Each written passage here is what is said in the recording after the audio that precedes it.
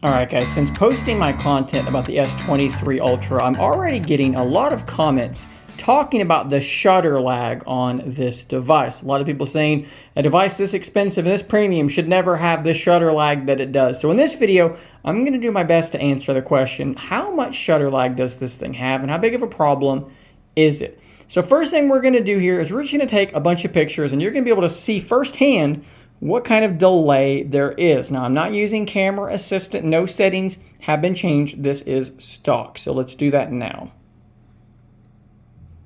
And I think you can see there, no real problems at all in, what I would consider to be fair lighting, okay? Pretty solid. Let's lower the lights now and see if anything changes. So now we've lowered the lights quite a bit, and I'm expecting this to really hurt the shutter speed a little bit here.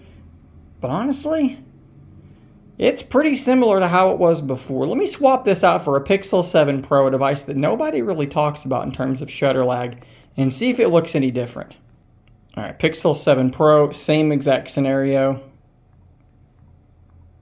And it feels very, very similar. But now we need to look at some actual photo samples, because what I'm seeing here really does not make the Galaxy phone look bad, but maybe the photo samples will reveal something new. So I'm going to try and take some moving pictures indoors in the sorts of scenarios that people seem to have complaints with, and we'll see what it looks like. So to gather more data, I actually went ahead and took a picture outside as well with a tripod and a timer, and I tried to throw the toy in such a way that she would run across the screen at the right time. So this is the S23 Ultra, and as you can see here, the dog in hot pursuit of her rope toy is out of focus. That is definitely for sure.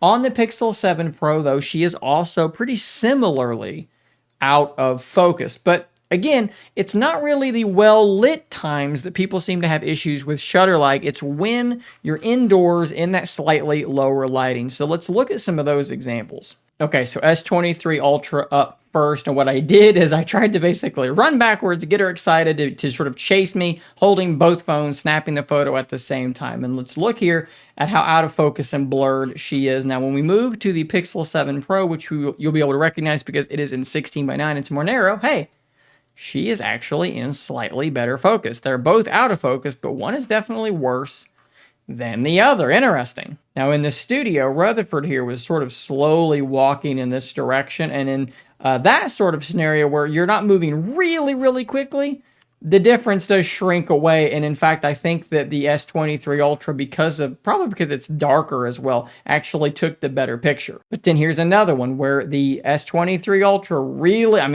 out of focus everywhere. The Pixel did a better job of retaining her in focus. So there's definitely some truth to the idea of not necessarily the visible shutter lag you see on the viewfinder being the problem, but the actual photo being captured perhaps not being as crisp and clear as it could be. So where does that leave us? I still think that the S23 Ultra has a phenomenal camera, but if you are in sort of suboptimal lighting, you're indoors, and you are photographing a rapidly moving object, you may wind up with an out-of-focus subject. This is just how I'm seeing it at this point. Now, again, for me, this was not something that until I literally went searching for, I was able to determine. Maybe that's just because I'm used to shooting pictures on lesser cameras, so I just am more careful about what I'm snapping, and which really wasn't something that occurred at all during my review period. It was, again, something I had to go seeking out. But maybe you have like a small child or something and you're trying to capture those pictures and they're moving around a lot. It might be something worth noting. I'll also drop a link down below to a particular portion of my S23 Ultra tips and tricks video where I talk about an application called Camera Assistant, which might be useful to reduce this problem a little bit, potentially at the cost of losing a little bit of quality, but that's something you might want to look at. Again, I want to double down on this.